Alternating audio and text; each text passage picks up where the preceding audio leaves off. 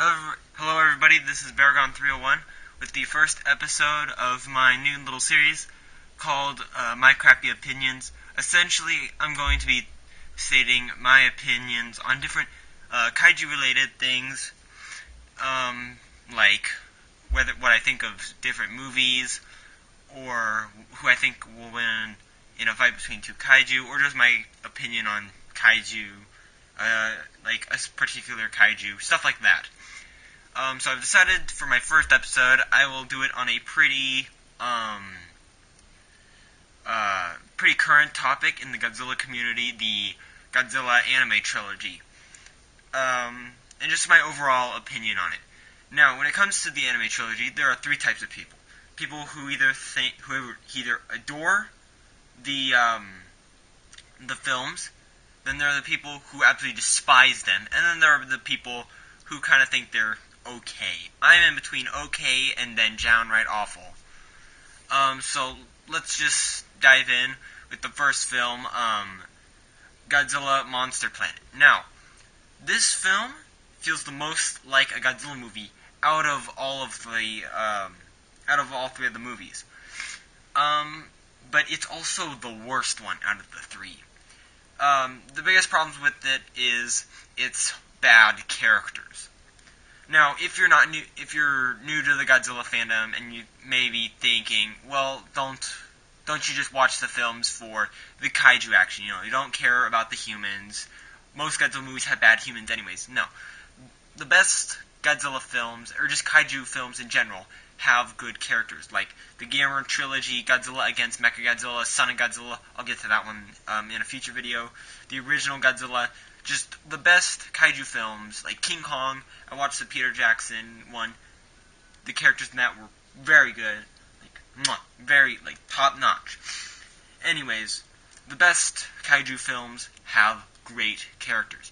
These ones, on the other hand, were downright awful. Like, I watched the film twice. When it first came out, and then a little bit later for a review on my Instagram. Also follow me on my Instagram, at Baragon301. Anyways, I watched it that second time, and I saw so many characters that I had not remembered, and I'm glad, because then they appeared in The Planet Eater, and if I had not watched it that second time, I would have had no idea who any of these characters were. And that's a big issue, actually. So yeah, the characters are very bland, and if you're going to do a kaiju film with bland characters, you've got to have some good monster action then, right? Well, the anime trilogy this particular film does not have that good of characters, or kaiju action. It's just ships flying around Godzilla, shooting at him, some tanks shooting at him, generic stuff that we've all seen, but with different tanks and ships. It's the same, essentially, though. And it's just, the first one was definitely a bit of a letdown. It's got a good soundtrack, I'll give it that, but overall, the first film was a pretty big disappointment, although it does feel the most like a Godzilla film out of the bunch. Now, then we move on to City on the Edge of Battle, which, it's my favorite. I think it's the best out of the three.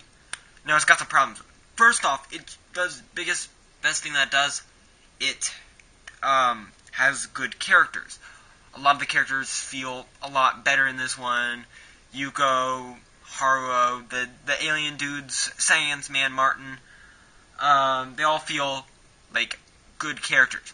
The problem is, though, there's very little Godzilla, and Mechagodzilla is an absolute letdown since he's just a city. They don't even do anything with him being Mechagodzilla. He's straight up just a city with guns on it, and that's all it is. Like, they could have, and then the vultures just feel like a stand-in for Mechagodzilla. Like, why couldn't we have had, instead of the vultures, mini Mechagodzillas that they can ride in and fly around in, but like they're little Mechagodzillas? Why couldn't we have had that? Or, better yet, why couldn't we have had the city, in the end, transform into Mechagodzilla to fight him? Like, why couldn't we have had that? I mean, come on. There's no point in Mechagodzilla City being Mechagodzilla City. Literally, like, the only thing that has is, oh yeah, it's made of Mechagodzilla. That's it. That's all there is to it. And it's just a huge letdown, although I will give it, the characters are very good. I did think the nanometal stuff was a bit weird, but overall, it's probably the best of the anime trilogy. Also, Scarlet Godzilla is really cool. Then you got The Planet Eater. Now, this film, out of the bunch, is the weirdest. It does have the most kaiju action, the best kaiju action probably, but it is weird. And that's its biggest flaw, is that it's weird.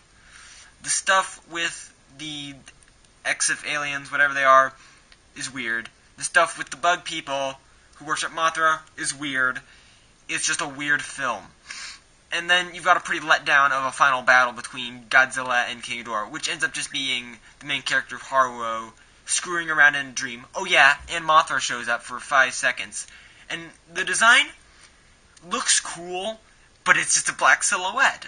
It's like, this could have been a cool design, but you didn't show it. You're too cheap to show it. You couldn't do anything. Like, what if we had Mothra show up in the end and help Godzilla out? You know, help him defeat King Ghidorah, or something. Maybe he could defeat, maybe he could help defeat, Metphius, you know? So yeah, the characters, though, within this, like, Science Man Martin, he's a lot better than he was in City on the Edge of Battle, but overall, I feel that this film is boggled down by it just being flat-out weird. Now, what were my opinions on the films as a whole? Pretty lackluster. I do not see at all what people find good about this series.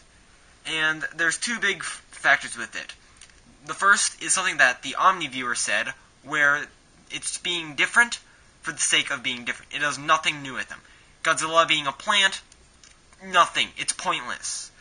The city being made of Mechagodzilla, pointless. King Ghidorah, but Mechagodzilla and Godzilla, their little thing is pointless. Like, they could have said that the city was some city made of anything else, or something, and it was just made of nanometal, and it wouldn't have taken anything away. In fact, it probably would have let down people less. They still would probably not like the film, but they would hate it less.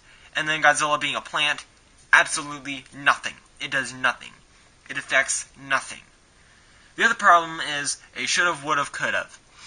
And there's actually an interview which stated that two of the guys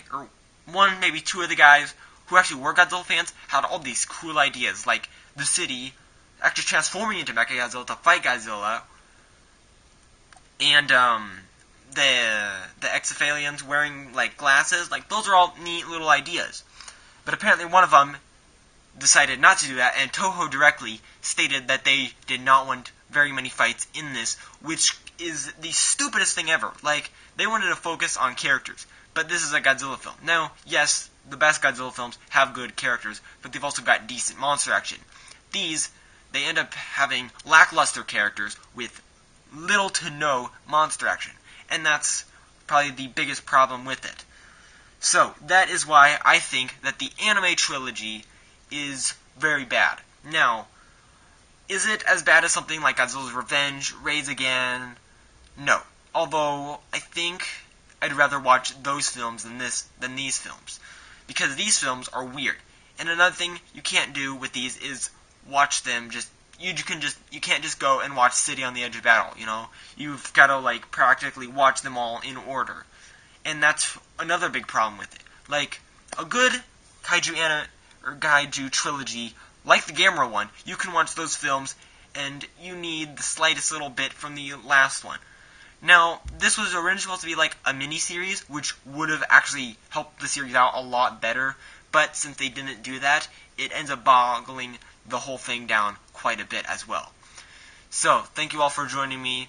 Please leave some recommendations for any other opinions I might have down in the comment sections below for future videos, and I'll see you guys then. Bye!